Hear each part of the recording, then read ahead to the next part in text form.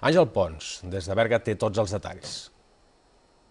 Un cop més, els nans, els gegants i les masses han fet ballar tota la plaça. Les guites han portat de corcoll els visitants, esculpint foc i perseguint-los.